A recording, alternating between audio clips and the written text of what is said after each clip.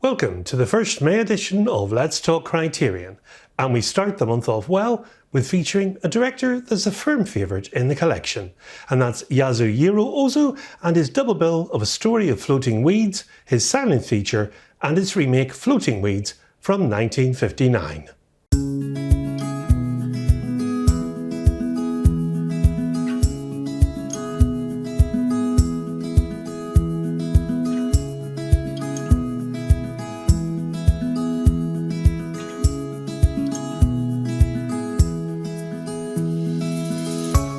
Of course, Yasujirō Ozu is a regularly featured director in Criterion with a total of 21 films in the collection and 3 Eclipse DVD sets.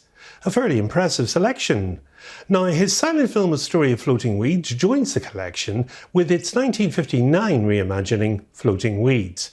Each film has been crafted with love and attention and exquisite framing from this master Japanese film auteur. And both films tell the same story. A travelling band of actors arriving in a small town. The troupe's leader visiting an old girlfriend, with whom he has a grown son. The son believing the actor to be his uncle, and the troupe leader rather keeping it that way. And meanwhile, the actor's current mistress discovering the secret, getting jealous and sending a younger actress to seduce the son. And the troupe breaking up and the older actor hitting the road once more. Now, a lesser director would have turned the film into obvious melodrama. But not Ozu. He imitates the patterns of life itself. He begins the 1959 version, Floating Weeds, with minor characters sitting around a train station talking about the hot weather and the soon-to-be-arriving theatrical troupe. Although it's the first 5 minutes of the film, arguably the most important by Hollywood standards, and we will never see any of these people ever again. And it doesn't matter. Both versions exhibit an equal mastery. The silent film shows a younger and more passionate, vigorous Ozu who had just established his unique style. Now, he tells the story rather quickly, in just 86 minutes. The sound version shows an older, more relaxed Ozu, and he's able to spread the same story over 119 minutes without wasting a single shot. Now, part of the difference here is Ozu's use of pillow shots, which unobtrusively break up the action and give the viewer a moment to contemplate or rest.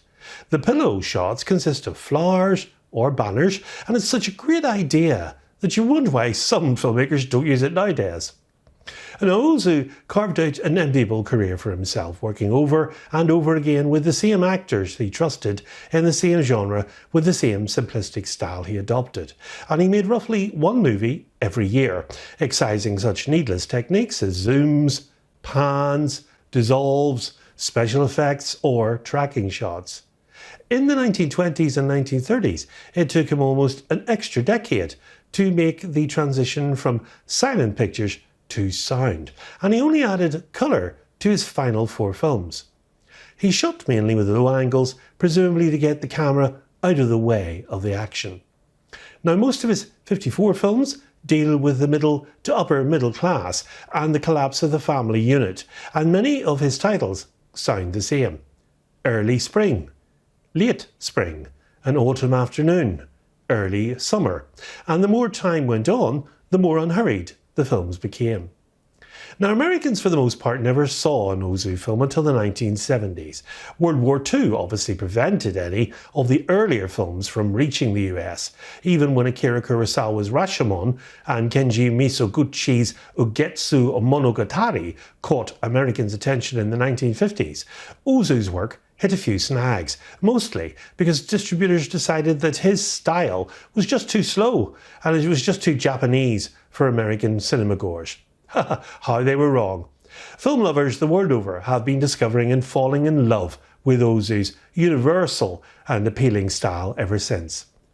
Now, part of the pleasure of watching both Floating Weeds films back to back is picking out the differences in them. In the 1959 version, Haruko Sugimura plays the actor's old flame, but with her stage training, she doesn't quite know what to do with her face. It becomes a rigid mask. And in the silent version, Chocolida better understands the power of the screen, and she uses her expressive face to bring the role to life. The colour cinematography used in the 1959 version also makes a big difference. Photographed by Kazuo Mijigawa, that's of course who filmed Rashomon and Ugetsu, the extraordinary use of texture in well-placed splashes of colour bring the film closer to home, and watching both films provide endless pleasure. But the two commentary tracks have to be mentioned as well. One's by Donald Ritchie, that's on the silent version, and one's by Roger Ebert on the sound version, and they enhance the experience even further.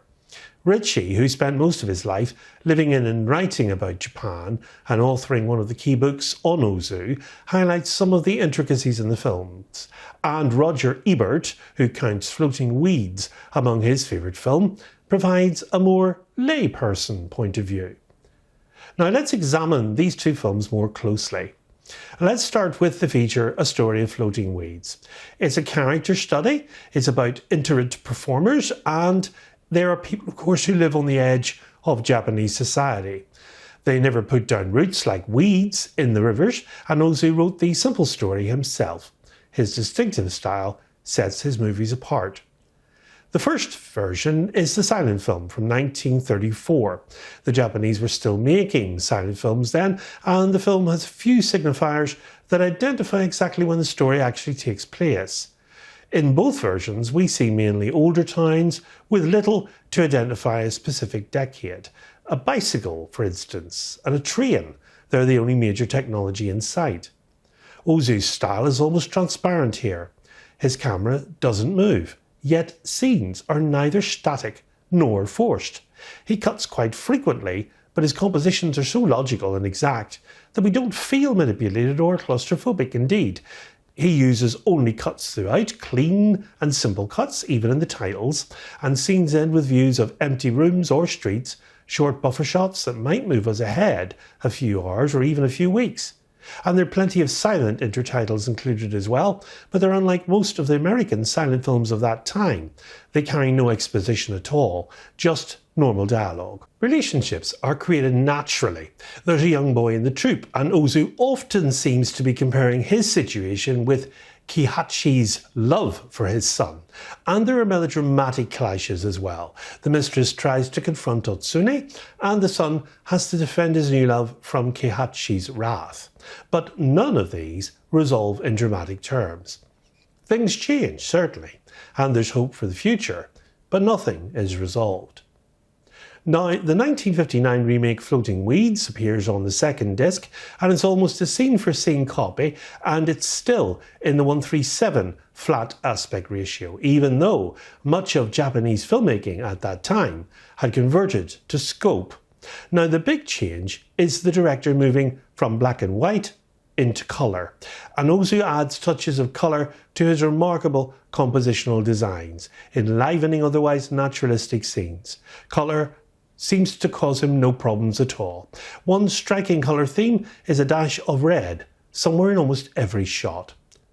25 years have passed, but the story remains basically unchanged. This town is by the sea instead of in the mountains, and the troupe suffers through heat waves as well as torrential rain. Although the role of the small boy actor is diminished, there's a lot more detail in the theatre, and we see glimpses of the brightly coloured performances on stage. The two actresses kneeling before their makeup mirrors in their kimono costumes are also a blaze of colour, and that illusion is offset when one of the geishas lights up a cigarette like a bored barmaid. The drama also seems to be more complex in version 2. The actor, now called Komajuro, is just as vain, but seems at least a little more reasonable. His common-law wife, Oyoishi, is played even more sympathetically by Haruko Sugimura. She, of course, was the rather nasty relative in Tokyo's story, and we identify more than ever with her suffering, even though she shows less pain than she did in the previous. And this time around, the son is a strapping youth who wants to go to college, and he seems ready to stand up to his father and make serious decisions for himself. The story is marginally less tragic on the whole, and the melodrama a bit lower pitched. The picture has a wider variety of tone as well. There are humorous bits where the show's three actors try to pick up girls. One gets fresh with a barbershop girl and is given a rough shave by her mother, and that is very funny. Ozu's sparse storytelling and lack of bombast and hype here only make the emotions and problems of the characters more interesting, and the absence of slick production values aids instead of hinders our interest. It's a great style. The only impediment to enjoying these dramas is the slow, unforced pace. Modern viewers nowadays are having more and more difficulty staying focused on movies that aren't a series of emphatic jolts.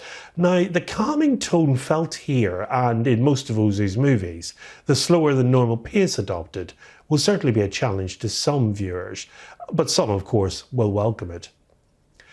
Now, the 2-disc pack comes with the following special features: a 4K digital master of Floating Weeds with uncompressed mono soundtrack on the Blu-ray, and high-definition digital transfer of Floating Weeds on the DVD. A high-definition digital master of A Story of Floating Weeds, featuring a score by composer Donald Suzin, presented in 5.1 surround sound on the Blu-ray. Audio commentary for A Story of Floating Weeds by Japanese film historian Donald Ritchie, and the Floating Weeds commentary by film critic Roger Ebert. There's a trailer, new English subtitle translation for A Story of Floating Weeds on the Blu-ray only, an English subtitle translation by Ritchie for Floating Weeds, and an essay by Ritchie, and cover art is by Lucien S.Y. Yang. A Story of Floating Weeds already exists in the collection as a DVD, and I can only assume that Criterion aren't releasing the 4K edition because the HD master only of the 1934 original. None of it, of course, will detract you from your enjoyment of both of these releases. A Story of Floating Weeds has a 1:3:3:1 aspect ratio and has a running time of 86 minutes, and Floating Weeds has a 1:37:1 aspect ratio and a longer running time of 119 minutes. And it's really nice to have both these films in the same package in the collection. A Story of Floating Weeds finds Ozu in midst of developing his mode of expression, while Floating Weeds reveals his distinct style at its pinnacle. And in each film, the director captures the joy and sadness of everyday life. And this firmly supplants the opinion that Ozu was one of the finest directors of the 20th century. And he passed away in December of 1963. And sadly, this release hasn't got a UK release from Criterion, but it's certainly worth mentioning the BFI have released 2 Ozu sets, certainly worth taking a look at. From his earlier work, we have 3 films from him: Record of a Tenement Gentleman, Dragnet Girl and A Hen in the Wind, and his second release set with 2 films in that, I Was Born But, and There Was a Father. And thanks to everyone who responded to my latest poll. The most popular choice is a tour of my collection. So I'll be recording that for you in the next few days. And certainly watch out for that on the channel. It'll be coming very soon. In the next edition of Let's Talk Criterion, we'll be looking at Michael Powell's dark and unsettling thriller, Peeping Tom. Until next time from me, as always, it's goodbye and above all, good Criterion viewing.